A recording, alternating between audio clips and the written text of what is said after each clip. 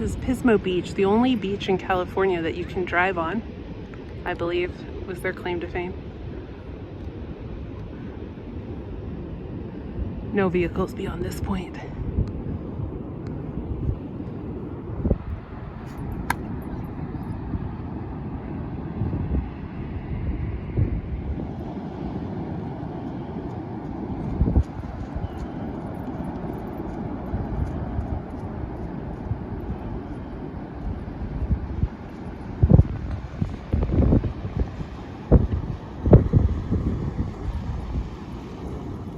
So we're staying in this campground here.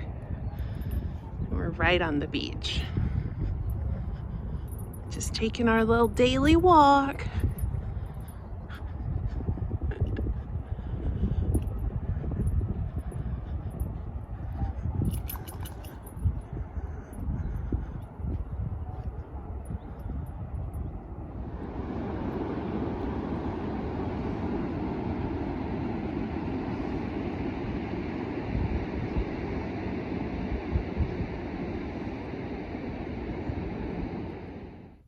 Hi everybody, it's Julie, Kansas City girl in a Colorado world, and this is Flosstube number 104, and today is Thursday, January 26th, 2023. It's my first video of 2023. It's been over a month, or right around a month, since I last filmed. I did not mean to stay away this long, but just, you know, life, post-holiday, just things, right? So the main thing is that we rented a house in Mexico for a month, and we left on, I think it was January 3rd or 4th, and went back on the road and got back in our camper, and so just kind of like adjusting, readjusting to life back on the road. Time kind of got away, but I have stitched a ton, so I have a lot to show you. We are right now in Pismo Beach, California. So we left Mexico and we went up into Arizona. So where we were in Mexico was Puerto Peñasco, which is also called Rocky Point, and it's about 4 hours south of Phoenix, Arizona. So we were in that area of Mexico. So we came up, back up into Arizona, and then kind of veered over towards California. So I think our first stop was Yuma, which is right on the border of Arizona and California. So we stayed in Yuma, and then last week we were in Joshua Tree, and now we're at Pismo Beach. Next week we're heading a little bit further north. I forget the name of where we're going right now. But we are working our way up towards the bay in California. So we are going to be in Sonoma for about a month as well. Basically all of February. And I don't generally, like, you know, go into all of our travel plans, but I am kind of throwing that out there in case I know a lot of people in California, but I don't know exactly where, and I just would hate to miss an opportunity to see somebody that's like, oh my gosh, I'm like 10 minutes away from you. So I know I've already talked with Abby at Top Knot Stitcher, because she lives very close to where we're going to be staying when we're in Sonoma. So we're hoping we'll get to meet up at some point while I'm there. So anyway, that's what's been going on. What's been going on here. Everything's been going really well. I have been stitching a lot. I have a lot of finishes and a lot to show you. So let's just get into it. So like the big thing is that's going on with me this year, 2023. I really want to focus on finishing older whips. A whip is a work in progress, and so I always get lots of finishes. I think I had 54 finishes in 2022. I think I had 60 something the year before that. So like I finish a lot of things, but what I've discovered is a lot of times it is that I'm finishing like smalls that I've started and then finished, or I'm starting something new and finishing it. So I have a lot of finishes, but I'm not finishing that old stuff. Like I went back and looked. So in 2022, I finished 54 things, and I went and counted, and only 8 or 9 of them were things that I had started prior to 2022. So I'm getting I stitch a lot. I have a lot of productivity, but I'm not getting those old things done. So I really want to tackle those this year. All that to say, I'm focusing on finishing those older whips, not just starting and finishing, starting and finishing, starting and finishing. So, my very first finish to show you though was one of those start and finishes. So last video I showed all of the ornaments I had started and finished. I think I ended up with like 15 of them. After that video, I started and finished a Hanukkah small. So this was from, it was a cross stitch magazine, which I showed in my last video. I think it was like, it might've been World of Cross Stitching. And this was, Stitchrovia had done a set of Hanukkah smalls. There were, I think, 4 or 5 of them, and I only got to 1 of them. I used the called for DMC, and this is that 14 count Ada from Michaels that I've been just like loving because everything looks good on it. It's a green and blue, like subtle mottled variegated, 14 count Ada from like Charles Craft or DMC. They have a green and a blue, they have a purple and a pink, and then they have like an orangey terracotta one, and I have all of them, and they're really nice fabrics. So anyway, this was I Love You a Latke, a latke. I don't know why I said latke. And I wanted to do more of these, but time got away from me, but I got one done. And then I started in on those old whips. So, one of my goals with, when I say I want to get these old projects done, I decided, so I have a big birthday, coming up. It's actually this Sunday, January 29th. I have a really big birthday. So I am turning 40, and I was trying to think of something I could, like a goal I could set for the year that would somehow tie into that. And just having 40 finishes wasn't good enough, because that's not hard for me. I almost always have had 40 finishes more than, and I was like, well, maybe I could try to get my whips down to 40, but that was too big of a goal. I just don't think that's possible. And so I've kind of just for the last like month or two been trying to think of something, and finally it hit me, like, I know what I'm going to do. I'm going to go for 40 finishes on older whips. So 40 while 40. I want to finish 40 old whips. So like I said, finishing more than 40 things, not hard for me, but finishing more than 40 older things, that's a challenge, because last year I only finished 8 or 9 old things. So, that's my focus this year. So I'm still going to be stitching new things. I'm still going to, you know, things will catch my eye, I'll start them, but I want to focus on those older ones. So the first thing I did, it was, you know, it was still Christmas time. It was in the holiday spirit. So I grabbed a couple of my Christmas whips, and I worked on them, but intentionally did not finish them the week before Christmas. I worked on all of them until they had maybe a day or 2 left, and then I put them away. And then after January 1st, I got them out and finished them. It's a little bit of a cheat, but I really wanted to like start strong, start the year strong, working towards my 40. So the first thing I did that with was the Primitive Hair Christmas at Orchard House. This is a 32 count fabric from Picture This Plus in the color Relic, which I think is just so beautiful as a Christmas fabric. I've really loved this fabric. It's an older Picture This Plus, so I really like the texture, and I have not been as impressed with the newer Picture This Plus. The last couple years I haven't loved stitching on it, but the like pre-2019 Picture This Plus is good quality. This was one of my older whips. This was from 2017, so it feels really good to have this finished. It was one of those also that I always knew like would be a quick finish. I just like never got to it.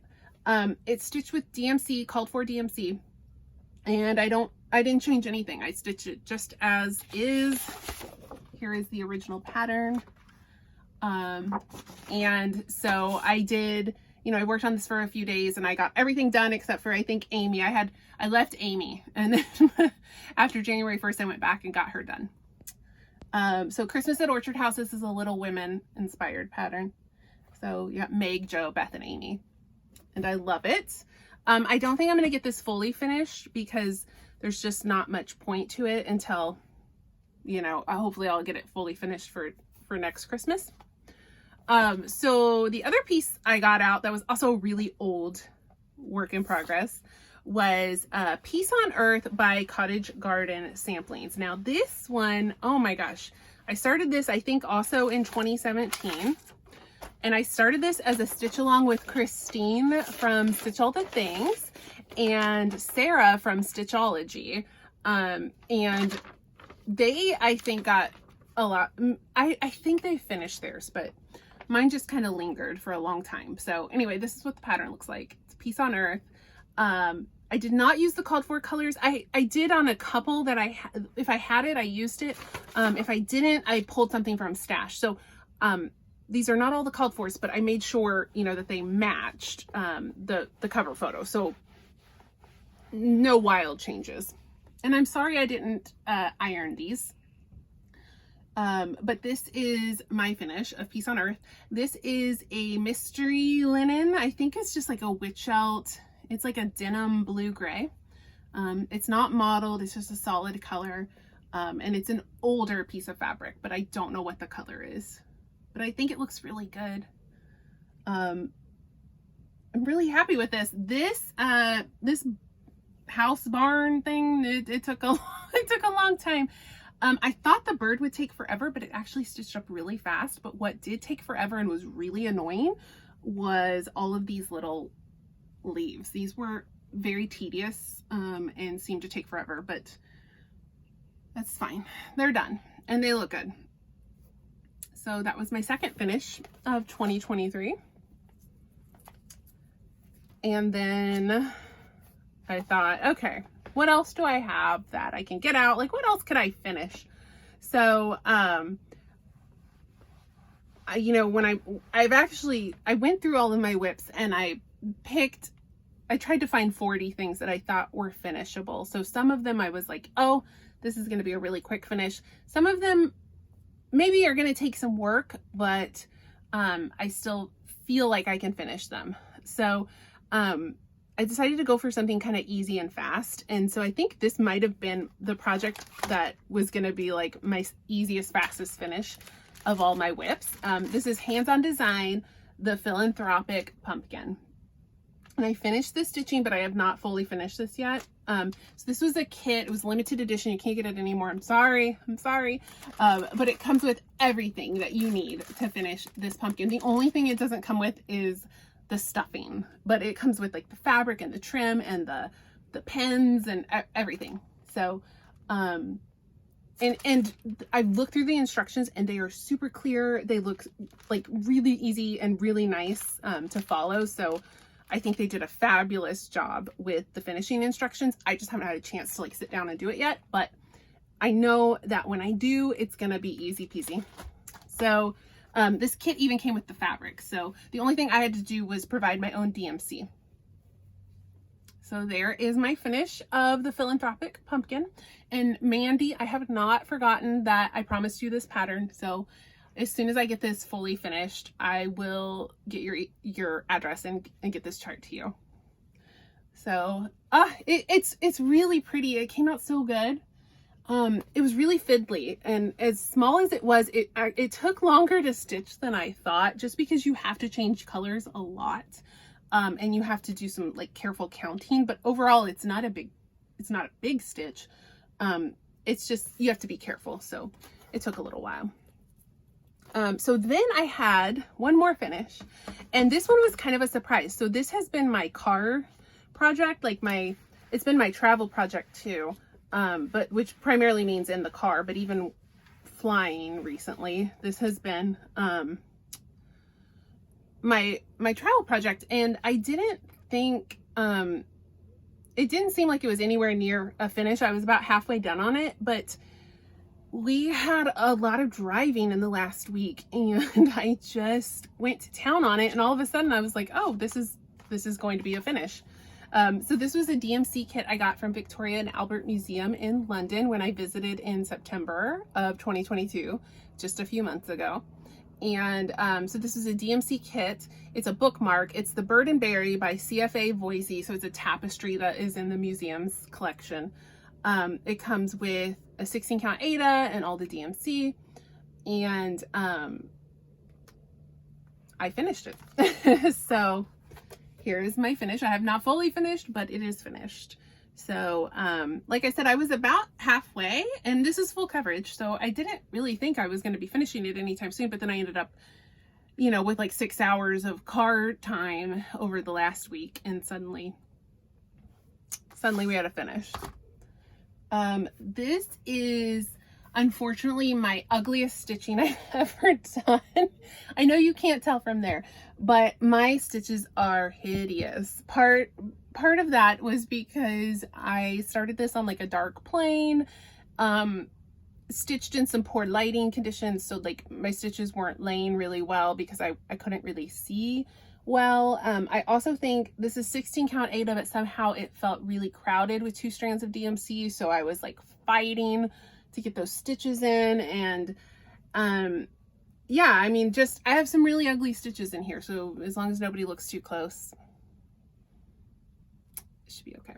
I mean, overall it looks fine, and I think when I like, you know, iron and fluff it and stretch it, it'll look a little better, but it's pretty bad. I'm embarrassed to show people in real life because they'll be like, oh, is that how you stitch? Like, yeah, no, actually my stitches are usually pretty neat, I promise. Okay, so those were my finishes. So I have 4 finishes already, 4 of 40. So anything, I'm counting for my 40, it's anything I started before this year. So anything pre 1/1/23. So the bookmark, you know, I just started this in September of 2022, so this wasn't an old whip, but I'm still going to count it because let me tell you, when I was going through my whips and looking for 40, I found 30. But I'm a little nervous about getting to 40. So a win is a win. A win is a win. I'm taking whatever I can. So that bookmark, it might only be a 3-month-old project, but it counts. It counts. All right. So what else did I work on? So, well, I was still in the Christmas mood, and I thought, let me just get this out. I didn't think this was a finishable. I didn't think I could finish this one, but I thought, let me just work on it because I was in the mood to work on it. And then I thought, who knows, maybe it'll surprise me and it'll suddenly seem like it could be finished. Well, I don't think it could, but that's okay. I got a lot of good progress on this. This is Heap on the Wood by Brenda Gervais. And this was also a really old 2017 whip. And I know that's not that old, but for me, those are my oldest whips because I just started seriously stitching in like 2016, 2017. So, when I say my oldest whip, I just mean literally like the oldest whips I have. I know some people have older ones. So I got a lot done on this. I'm actually very happy with the progress I made, but there's still a lot left. This is 32 count Picture This Plus Wren.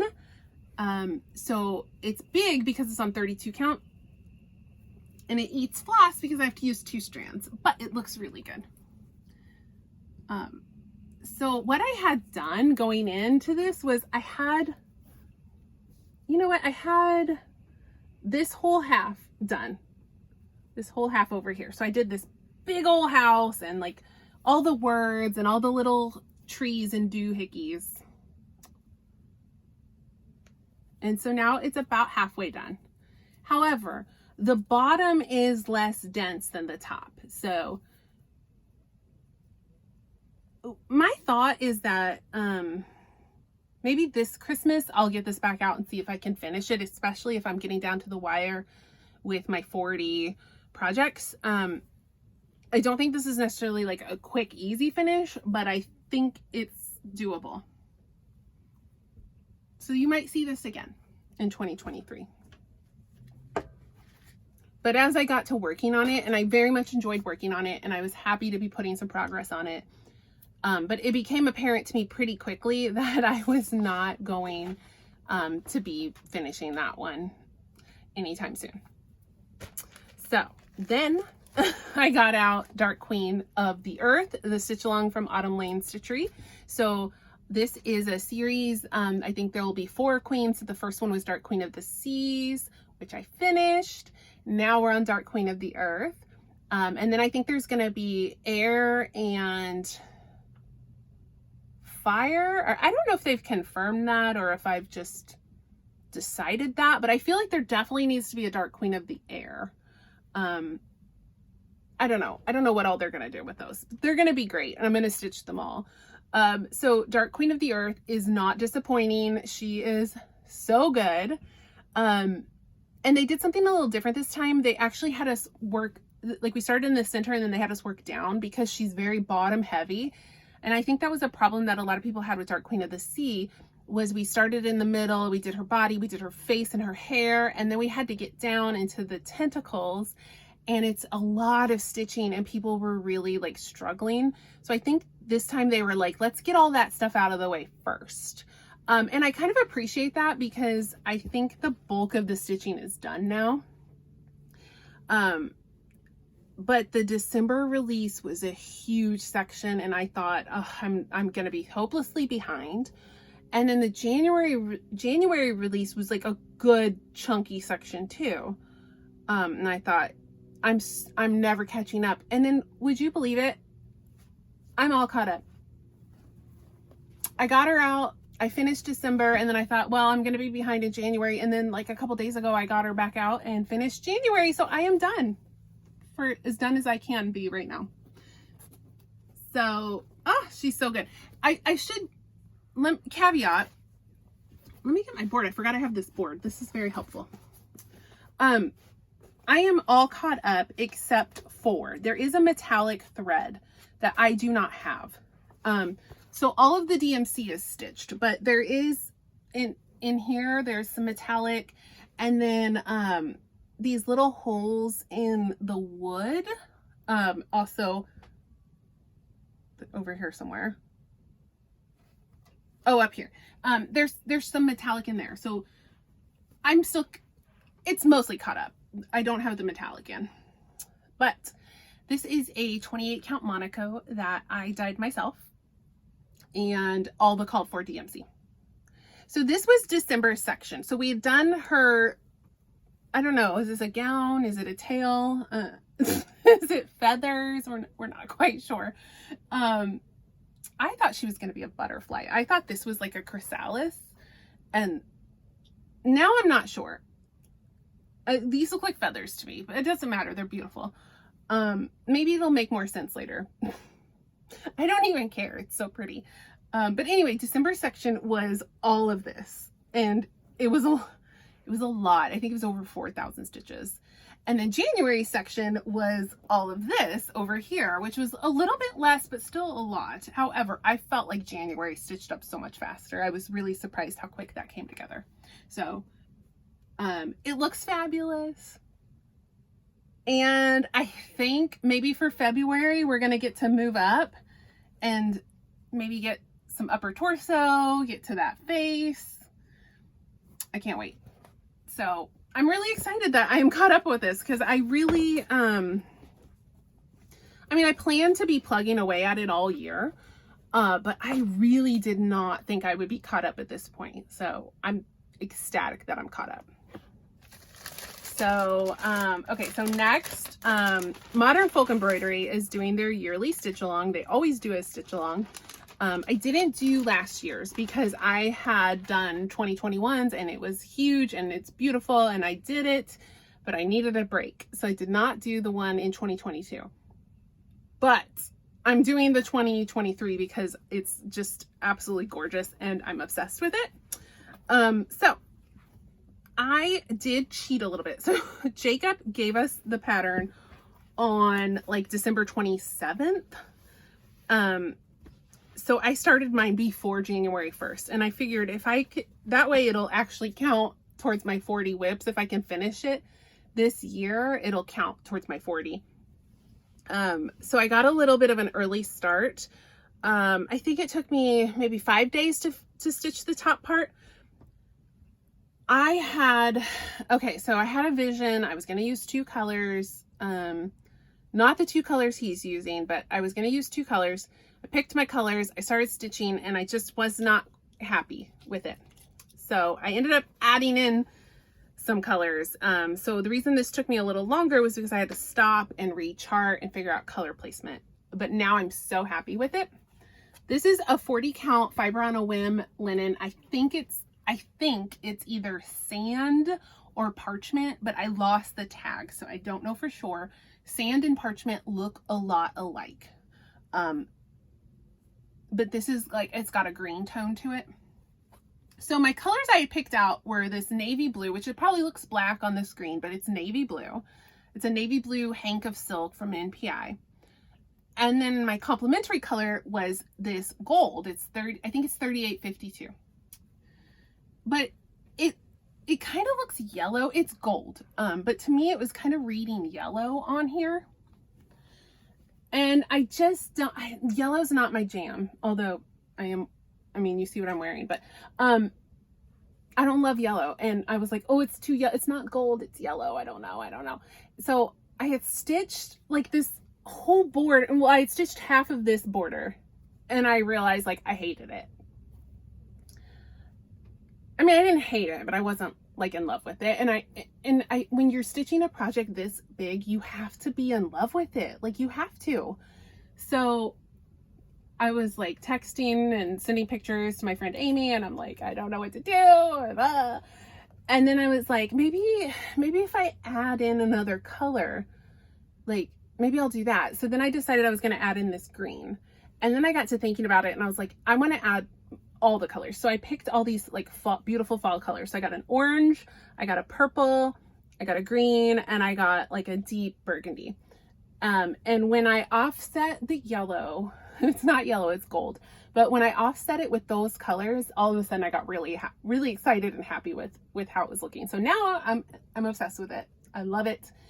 And it took everything I had to stop at January and not keep going. Jacob gave us the whole pattern. So you can work ahead, you can do what you like, but he did ask that you try to kind of like in the spirit of the stitch along, try to do like each month, as it goes. But he knew with all the customizations in this pattern that it wasn't fair to not release it all so that you could like plot and plan. So he did give us the entire pattern. And I did make some tweaks. So I think I used the alternate border for the top here, but the side border I think I'm keeping the same. And I did a mix up here of the original tree, but then I switched the side trees. Like I had to get in Max Stitch and like really do some rearranging because although his pattern is nice and clear, like I knew I was gonna get really confused. So I actually went in Max Stitch and like charted it out and combined the 2 charts for my own personal use, just so that I could follow it along easier. But I'm really happy, really happy with how that's looking, and excited to get back to that very soon in February. So on January 1st, I started a stitch along that I'm hosting. This is the Beatrix Potter stitch along. So this is the Stitchy Box exclusive. It's the Beatrix Potter. I think it's called the Beatrix Potter. Is there another word in there? Is it just Beatrix Potter sampler? Quaker. I was like, I know there's another word. It's the Beatrix Potter Quaker sampler. Okay. So this was the sampler I got to see at the Beatrix Potter exhibition at Victoria and Albert Museum in London in September. This was, I think it's gone now. This was like a limited time exhibition. So I got to see the real sampler, like in real life. So I'd wanted to stitch this forever, and I was like, well, now that I've seen it in person, like it's time. Let's get this going. And a bunch of people wanted to join in. So this is a super casual stitch along. There's no deadline or, parameters. Just stitch at your own pace and show your progress. And if you would like, you can tag it with the hashtag. I think it's just Beatrix Potter Sal, Beatrix Potter SAL. So I got my little start. I started in the middle and I did the center motif. This is a 40 count Verdal. So Verdal is even weave. So it's like a synthetic fiber. It's like a Jobelin, but it's a 40 count. So it's 40 count Verdal that I walnut dyed myself. So even though it's a synthetic fiber, it took the walnut dye pretty well, as you can see. And I'm using this silk from Gloriana Floramel in the color Havana Brown. So it's got a brown, it's like a grayish, it's a cool brown, and then it's got like a grayish blue modeling to it. So it's got just a little bit of, I don't know how well it's showing up on camera, but it's just got a little bit of interest to it. It's not just a solid brown. But that's my little start. I hope to kind of just pick away at this through the year. I don't have like a firm plan with it, but just, hoping to keep working at it. Several people have joined in. Melissa, the Starless Stitcher, Megan, the Seattle Stitcher, Bridget, the Museum Stitcher, Leanne from Forbidden Fiber Company, I think is, am I making that up? I'm pretty sure she's stitching it. And there's, oh, now I feel bad because I'm forgetting people. There's several, but, I'm very obsessed with Bridget, the Museum Stitcher. I'm obsessed with her floss and fabric. She picked like this warm greenish brown fabric, and then I think her floss is like a darker green. It's so pretty. It looks amazing. Megan is using, I think, it's not the called for floss, but it's more like she's using a dinky dye, but it's that orangey brown like the original called for. So hers looks more like, how it's charted. So it's beautiful, but I love Bridget's combination. I think it's so pretty. So go check them out. I'll link them down below. But go see what they're doing with that too. And then Melissa just went like totally rogue. She's doing like a dark brown with like an aqua bright blue floss. So hers looks really cool too, but it's going to be like way different because it's going to look really modern, whereas mine's going to be like more of an antique-y like old look, and hers is going to be really modern. So people are getting creative with their colors with that, which is great. So I started another stitch along, and this is I'm mad at myself, but I'm not, because I love it. But I'm always like, no more stitch alongs, no more. And after that modern folk embroidery, I was like, that's enough. But Fox and Rabbit also does a yearly stitch along, and it's always beautiful. And I was trying to ignore and not participate, and then I saw it and I was like, oh, I have to do it. It's so pretty. I can't not do it. So I'm doing it. So I'm not done. January section is huge. I'm not done, but I've got a good start. So this is I believe it's called the Royal Gardens. So you can get this on the Fox and Rabbit website. It's free. It's going to be released, in pieces apart every month. Completely free. These stitch alongs are always free. And then when the new stitch along starts, they put the old stitch along on their website as like a pattern that you would actually, you would buy it. So it's not free after the year is up, but while the year is going, it is free, which is just crazy generous, because this is big pattern. So this this is 36 count ballet slippers from Fox and Rabbit. This piece is more of a golden golden peach. Sometimes I think it just depends on fabric count, dye lot, and I think a lot depends on like time of year and weather. But sometimes ballet slipper is like a peachy pink, and other times it's more of like a golden peach. So this is a piece that's more on the golden side, but it's so beautiful.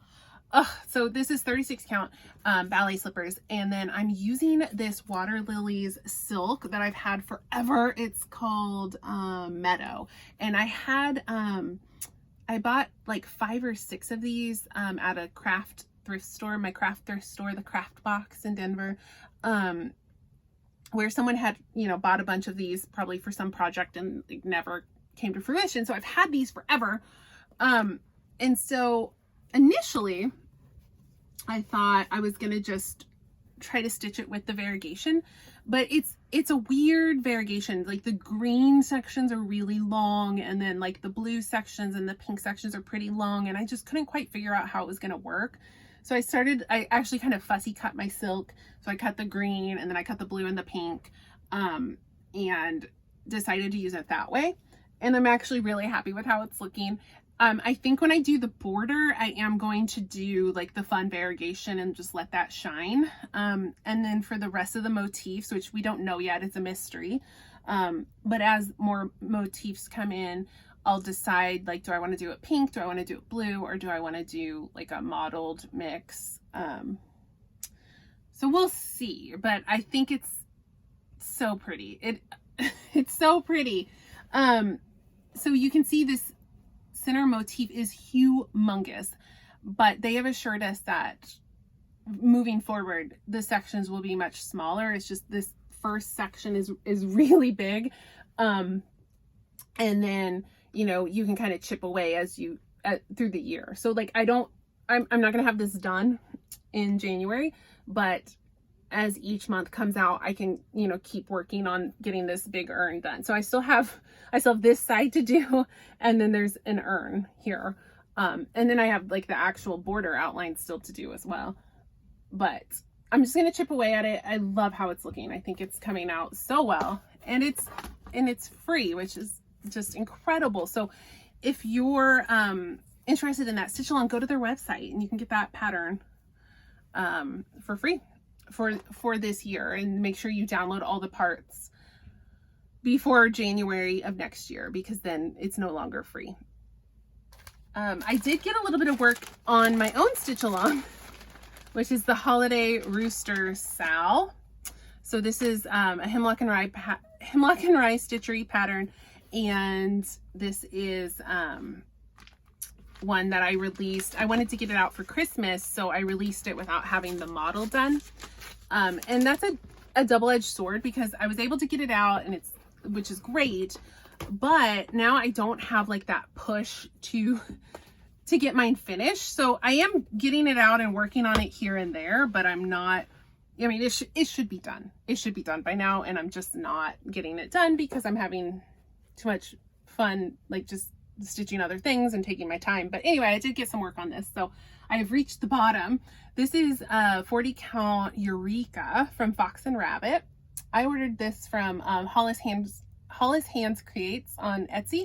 Christine, she has a lot. If you're looking for Fox and Rabbit linen, she usually has some in stock, so she's a good place to go for Fox and Rabbit.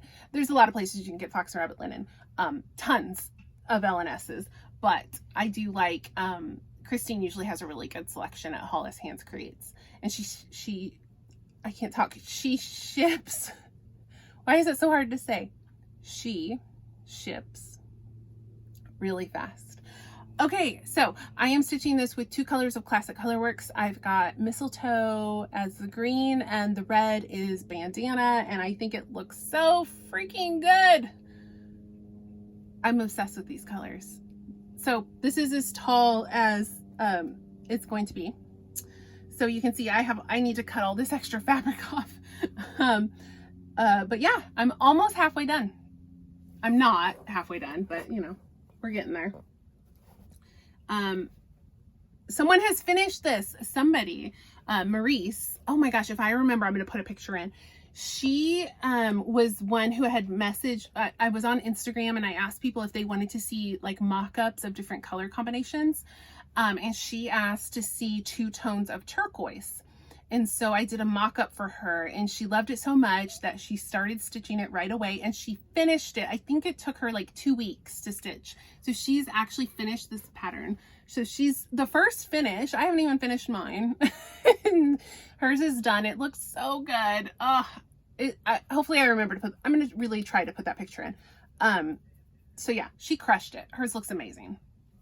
If I can remember right, because it's been a long time, but I'm pretty sure that the colors of DMC she used were like $5.97 and maybe $5.97 and $5.98, somewhere in there. It's a turquoise color of DMC.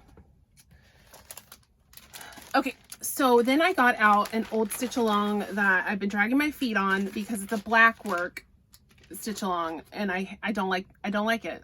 I'm not trying to be mean. The pattern is absolutely stunning.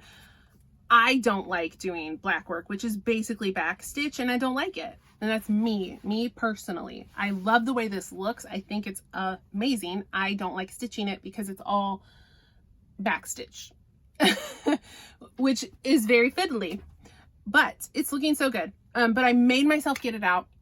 I made myself work on it and I got so much progress on this. So this is That Which Does Not Kill Us by Urban Stitches, who has a new stitch along for the year.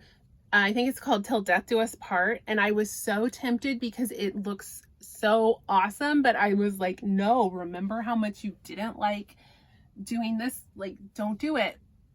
So again, it looks incredible. I'm so happy with it. I don't like doing backstitch personally, but I made myself do it. So I am pushing for, this will be one of my 40 finishes. But I did have to take a break. I couldn't, I had to take a break. But what I did, this round I'm pretty sure I had this one done already. So I did these 2 bottles. Yeah, I did these 2 bottles and then like all of this border. So you would think, oh, just one more bottle left and finish the border, but no, there's more after that. Primarily 1 bottle left. But then the next part after that, she released more bottles like behind the bottles. It's less stitching. But yeah, we're not done, but it's finishable. It's finishable. I just needed a break. This is an 18 count Aida from Fiber on a Whim called Hazelwood. And I've been so happy with this fabric. It's really soft. 18 count Aida is tough for me because I don't like to use 2 strands because it gets crowded, but sometimes 1 strand doesn't look like enough coverage for me. But with Blackwork, it's fabulous because the coverage doesn't really matter. And it's really easy to do Blackwork on Aida versus like an even weave. So I've loved it for this project. Oh, I'm not using the called for colors at all. Like I totally substituted in all of my own colors, but kept it kind of in the theme. Like if it was a green, I did a green. If it was a pink, I did a pink. But if I remember to put a picture of like the finished one, you'll see my colors just a little different. So then I got out a project that was calling to me that I thought maybe could be finished, but now I don't think so. I mean, I think I can finish it this year, but I realized pretty quickly that it wasn't going to be like a finish it like right now. So this is a Barbara Anna kit in collaboration with Nitka Moscow, and I have no idea right now the status of that because that is, I believe, you know, with like the embargo on Russian goods, I don't know if you can even get these right now. But this is the 4 Seasons by Barbara Anna. So it's a kit and it has all of these 4 patterns for these ladies representing each season. And the kit came with all of the floss and the fabric. And you can stitch them individually or you can stitch them in a row, and I'm stitching them in a row. And I just had a hankering to work on the winter one. So I got her out and I did finish her. But she took a little longer than I thought. And then I realized like, oh, I was kind of hopeful that I could like maybe with a week's worth of stitching, I could like get this done. But I I think it took me 5 or 6 days just to stitch winter. So I realized that I wasn't going to be able to finish this right now, but this is the called for fabric and floss. So I did stitch winter. I had nothing done on her. So I did winter. I changed her skin tone. So all of these, all 4 are charted with the same skin tone. And I wanted, that's boring to me. I want some diversity. I want a little bit of everything. So, so I changed her skin tone, and then this one is the called for, this is autumn, and she does have the called for skin tone, but for spring and summer, I'm going to do something different. So, I finished winter, and then I actually went in and did a bunch on autumn. So I did have a good start on autumn, but I went in and like finished all this border here, and I did a bunch on her dress. So she's in a good position to be finished. And then here was the little start I had on summer, which is very minimal. And I don't have anything on spring. So I'm hoping maybe when spring comes around, I'll get this out and do spring. And then with summer, I'll get out and do summer. And then finish up that autumn. So it can still be a finish this year, but it's not a finish yet. But I'm really happy with how it's looking. So there's that. I just, you know, it was just one of those things where the project was like calling to me. And sometimes that's it. Like I'm trying to get things that I think I can finish, but also like some things I just want to work on. So like, one project that's been calling to me is Mary Morgan's by Fox and Rabbit. That's not going to be a finish for me this year. Like it's too big and I'm not close enough to being finished. So it can't be one of my 40 finishes, but I still think I'm going to work on it soon just because I want to. And at the end of the day, like if I don't meet my 40, I don't meet my 40. Like I want to have fun. This is a hobby. Just stitch what you want when you want. So, okay. So another one that had been calling to me, 1844 Lady Man by Bindi Stitchy. Dee from Dee's 20 Stitches was stitching on this recently, and it had already been like on my mind, and then I saw Dee got it out, and I was like, okay, like it's my sign. And then I was like loading up the Q Snap, and I saw Evertotes had posted about their version. They've done like a floss conversion. This is DMC, but they've done an Evertotes conversion with Roxy floss. So I'm seeing this all over Instagram right now, which is great because I wanted to work on it and I planned to work on it. So I got mine out, and I'm doing, I just got this out last night and I've got some good progress. So this, I already had this started. I had my butterfly done on, and I had almost all of this house floral border done. And I had just a little bit of the outline on the man, but now I've got a lot more done. So I did all that grass at the bottom and I got more outline done.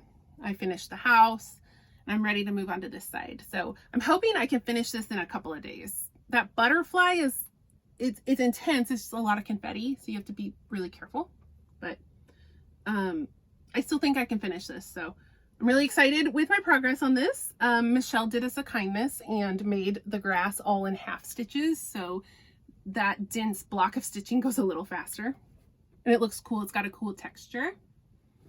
And I started this as a stitch along with some friends. And so we still like check in with each other periodically, but it's nice that now I can actually like check in the group chat, like with the intended like purpose of the group chat, which was the Lady Man style. But yeah, this is, so Dee and Michelle have christened that this Lady Man is a trans man. This is canon because the designer, Michelle Bindi, has confirmed that Lady Man is trans.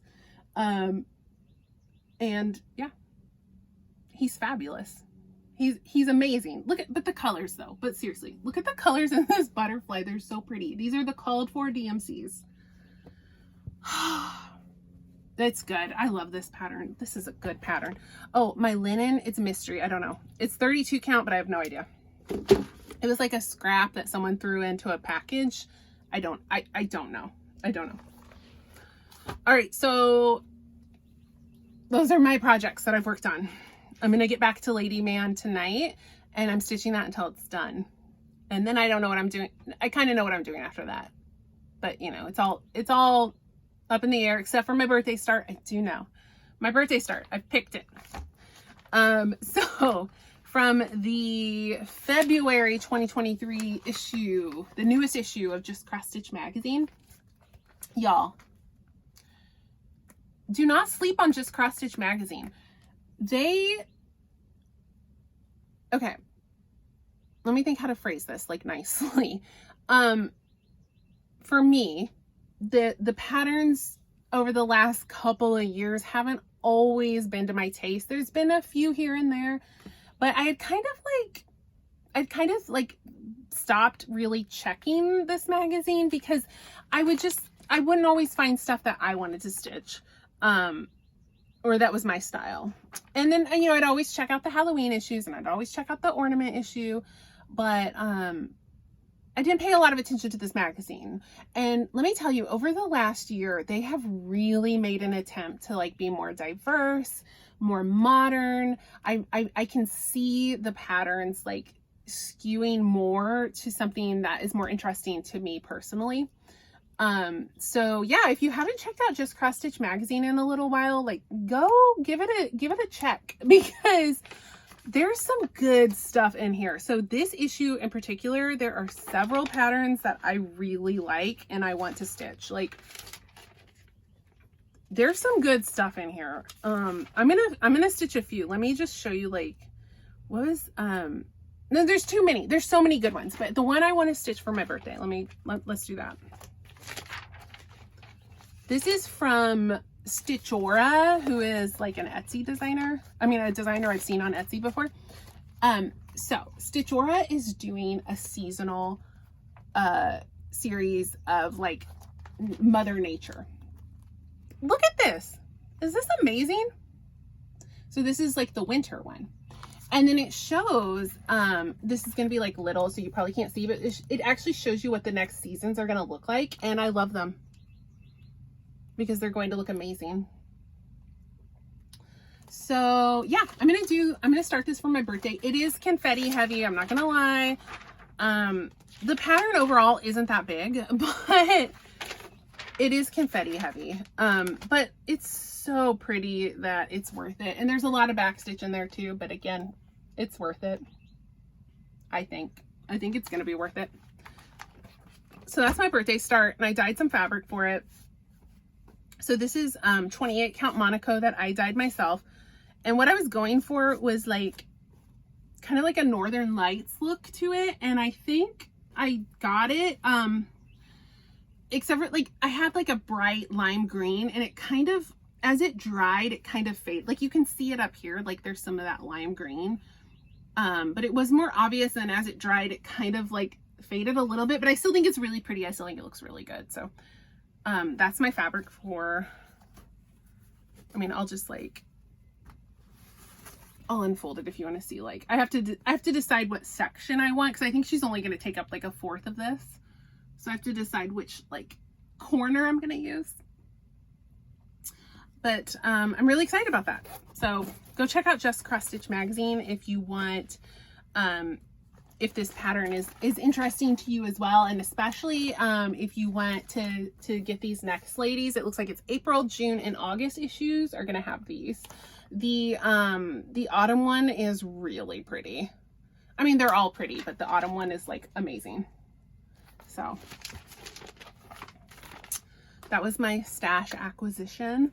The only other thing I got was Sambry Stitches, Becca at Sambry Stitches.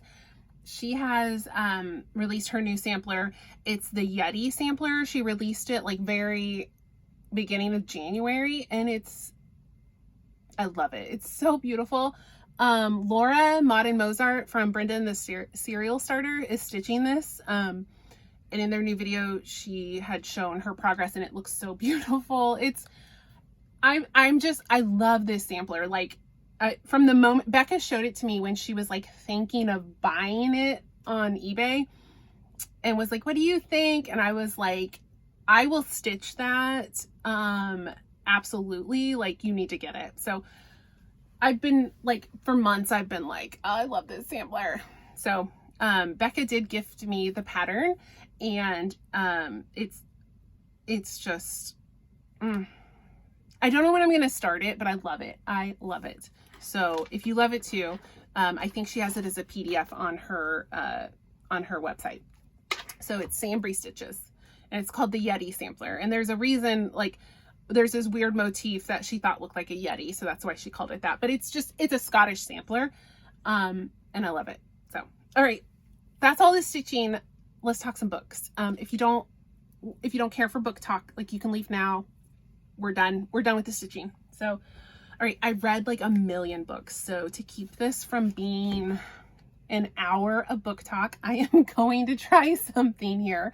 Something I saw a few other booktubers doing recently, like when they were doing like their year-end wrap-ups and they had to talk about a lot of books, but they didn't want to have a video that was like an hour long, is they made themselves like review the book in one sentence. Now, it's usually like a run-on sentence, but it keeps you brief. So let's say I'm going to do like, mine's probably going to be like 2 or 3 sentences, but I'm really going to try to stick with like the spirit of that so I can go through these books quickly. And it's been a month on some of these, so they're hazy. They're hazy, okay? So first on Kindle Unlimited, around the holiday season, I read 'Tis the Season for Revenge by Elizabeth Morgan. This is like a Legally Blonde inspired spicy romance. It is not like a ripoff of Legally Blonde, but the main character is like an Elle Woods type, and there's some references to Legally Blonde, which is like, immediately fell in love with this. So anyway, 'Tis the Season for Revenge, contemporary romance, really spicy, like I was blushing. And she is dumped by her loser boyfriend, and then she decides to go screw his boss for revenge. But of course they fall in love. But I loved it. It was wonderful. Loved it. Then I read Electric Idol by Katie Robert. This is the second book in the, what is it called? Like the Neon Gods of Olympus, something like that. The first book is Neon Gods. This is the second book, Electric Idol. This is the first one is Neon Gods is Hades and Persephone. Electric Idol is Eros, or is it Eris? I think it's Eris. Is it Eros or Eris? And Psyche. It's their story. So these books have surprised me because I came in with very low expectations, and I found them to be like compulsively readable, like cannot put them down, tear through them in 3 days. Just they're really fun to read. I've been impressed. They're not as dark as maybe people will like lead you to believe. They're not that dark, but they are steamy, they are spicy, and they involve like a modern Olympus. So these are people without like magic. It's more like political power that the gods are like elected officials, and there are no actual like, it's not actually gods or like magic or anything like that. They're just normal people who like fulfill these roles of like Zeus, Aphrodite, etc., etc. And it's all about like the political machinations that go on, and the maneuvering and the alliances, arranged marriages, like all that stuff. So I'm actually really enjoying the series, and I have started the third book, which is called Wicked Beauty, but I've just started it. But yeah, I'm really enjoying this series. Next, I read Love Light Farms on Kindle Unlimited by B.K. Borison. This is a contemporary romance. There's definitely some steamy, spicy, but it's kind of tame, but there's some spice towards the end. And this is a best friends to lovers. So the two mains have been best friends for like 8 or 9 years. They're both secretly in love with each other, but afraid to make a move, and they have to end up fake dating for like a reality competition, and they fall in love for real. And I really loved it. This book has been getting like rave reviews over the Christmas season, and I see why. It was really good. I really did love it. And there's I think 2 more books. It's a series where you get to like see the love story of some of the other people, and I'm very excited to continue reading this. Really impressed with this book because I think it was a debut novel. It was her first ever book, and you could not tell. Like, sometimes with a debut you can tell, but that one, it read really well. I really enjoyed that. So then on Audible, I listened to Along Came Holly by Cody Hall. This was the third book in this Christmas series on Audible. I really enjoyed the first one, Nick and Noelle's Christmas playlist. Did not really like the second one at all, which was Something About Mary, I think was what it was called, or something about, I can't remember the title, but anyway, I actually didn't really like that one, and I was going to give up on the series, but then I realized that the third one was like a Grumpy Sunshine, like almost like to me it sounded like a Luke and Lorelai, like Stars Hollow, Gilmore Girls kind of like inspired romance. So then I was like, I'm back in. And I actually really did enjoy this, so I'm glad that I decided to continue on. So first one, great. Second one, it was fine. And third one, really good. So that was a good holiday season. On Audible Plus, like free with your Audible membership.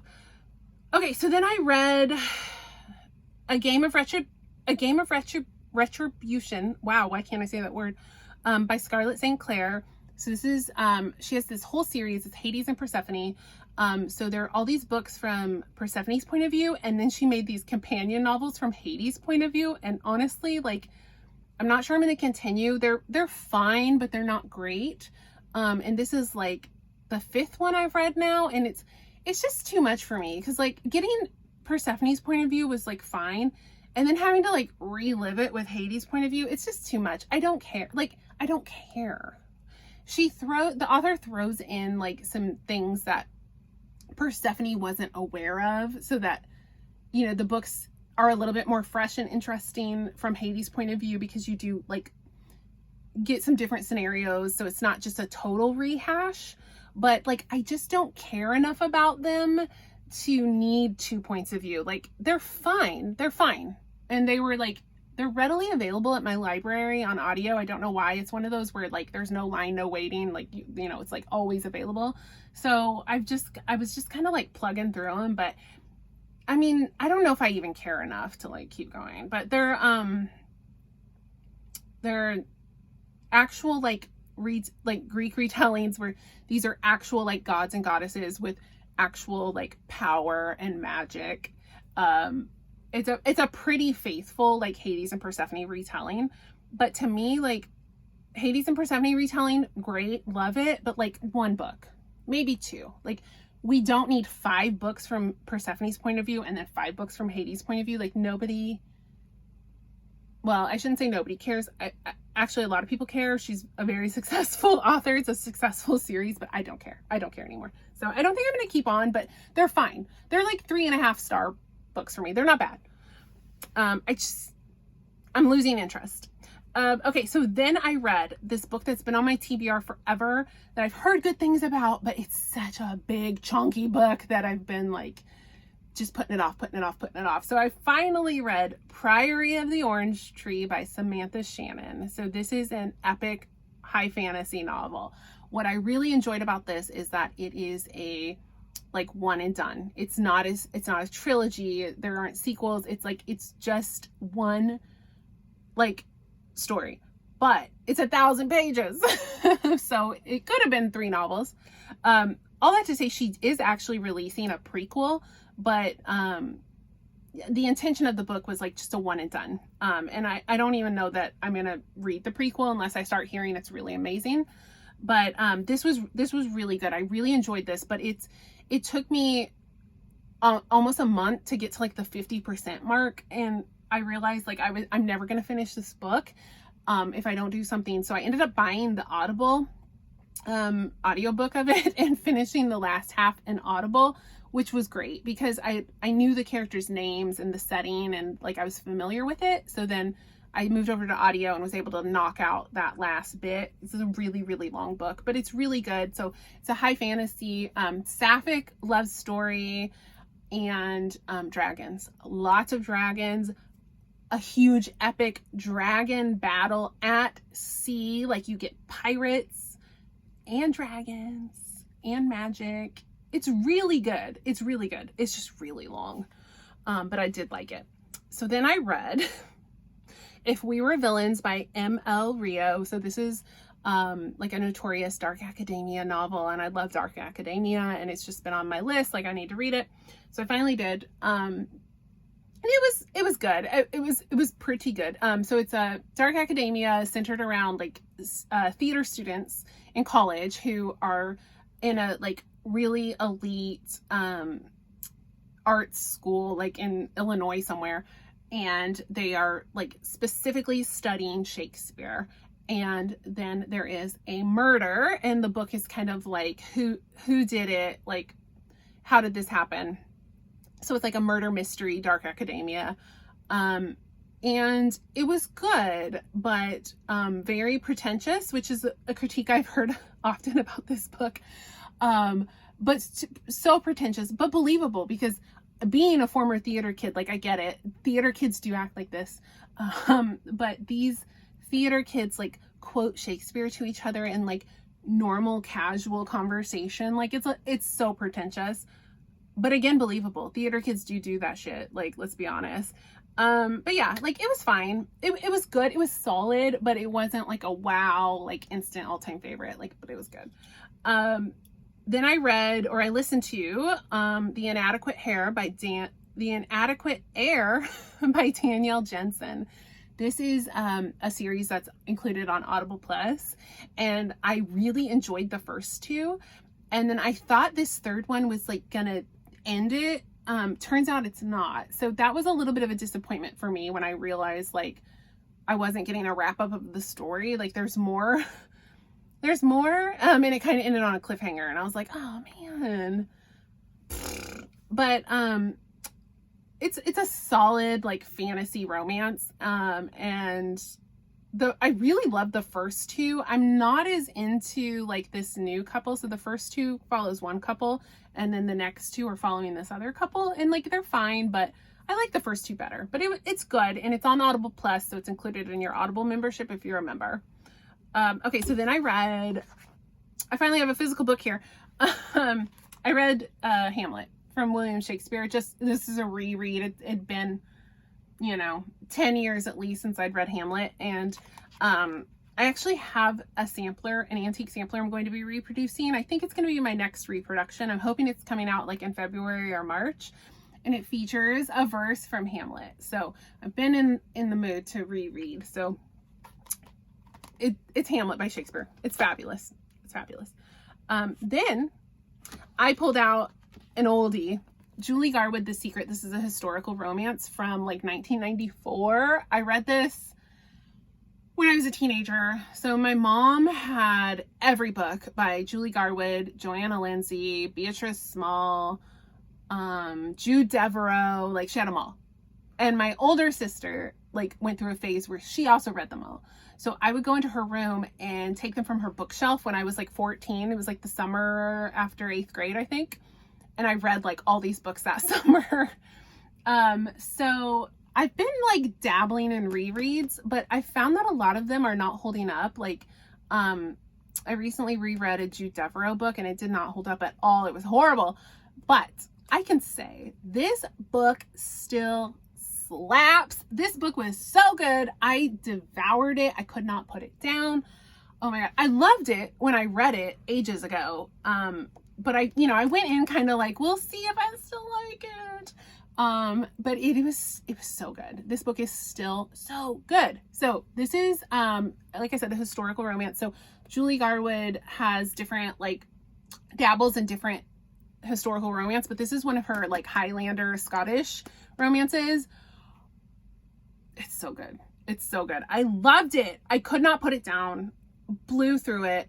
It's still so good. So this is the one with, so Judith is English, and, but she has a little secret. She has her father's Scottish, but she doesn't know growing up. And she makes a friend, from like the Scottish lowlands on the border. There's a festival every year, and, her aunt and uncle take her to it, and she makes a friend. And, so she travels to the Highlands like years later to help her friend, give birth, and she falls in love with a Highland laird. It's so good. It's so good. I loved it. I loved it. Then I listened to Spare by Prince Harry. I did. I couldn't resist the hype. I used an Audible credit. And I got Spare by Prince Harry because, you know, the wait list at the library is like 100 weeks or something insane.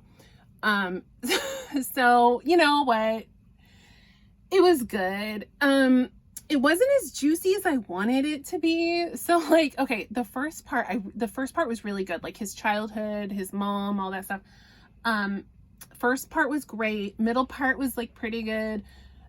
Last part really fell flat for me. Like it did not end on a high note for me, but it was good. There was definitely some juicy moments in there, but I really thought he was like holding back a lot. Like, and I really wanted him to just kind of like lay it all out there. I thought he went a little too soft on some of his family members, and he did not touch on like the racism and the colonialism.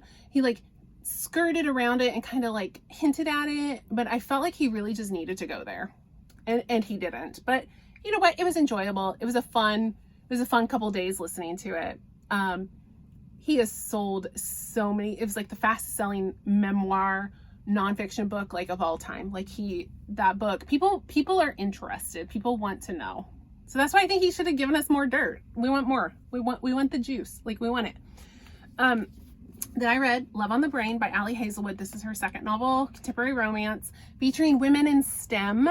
So that is like kind of the twist with these novels that makes them really fun.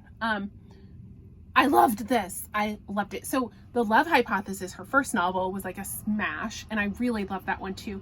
A lot of people didn't like this as much. Like they loved The Love Hypothesis and they felt like this one was like kind of a letdown, or like it was like getting kind of like, it was good, not great.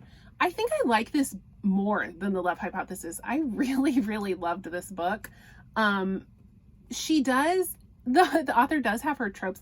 By the way, I don't know if you all have noticed, but my whole like 1 or 2 sentence reviews have gone out the window. If you haven't noticed in the last couple books. What? We're almost done though, so it's fine. Anyway, this is Ali Hazelwood. Her books have a formula, and she has her things that she loves, and it can get a little repetitive. So I think you have to like space these out. Like I wouldn't binge read all her books back to back. It's always like small little woman, big huge man, like sunshine grump. I mean, she hits like her beats, but I love them. They're enjoyable to me. I just think if you read them too close together, they're going to feel a little bit like samey. But yeah, this was good. I loved it. I devoured it. The last book, I read Nettle and Bone by T. Kingfisher. So this was a book that I bought accidentally. What I was trying to buy was Juniper and Thorn by Ava Reed. Like I saw this book and was like, yeah, that's that book I wanted to check out. And then I got home and I was like, wait, I don't think that was the book I was looking for. So it's one of those things where like publishing will do this, where the book titles will all start to sound the same. So yeah, I was trying to buy Juniper and Thorn. I bought Nettle and Bone. Here's the good news. Happy accident. This book is great. So this is a fairy tale retelling. Not a retelling, fairy tale inspired. So it's like it's a fantasy novel for adults. It's not sexy, unfortunately, but that's okay because it's great. So it's like dark and twisty. There are these like super weird characters and scenarios that happen. It was awesome. Like could not put it down. So basically what happens is the main character, Mara, her sister is like wedded, like arranged marriage, like wedded to a prince in a bordering kingdom, and then dies suspiciously. So then the next sister, like the middle sister, has to go marry this dude. And Mara is like, something is not right here. Like something is fishy.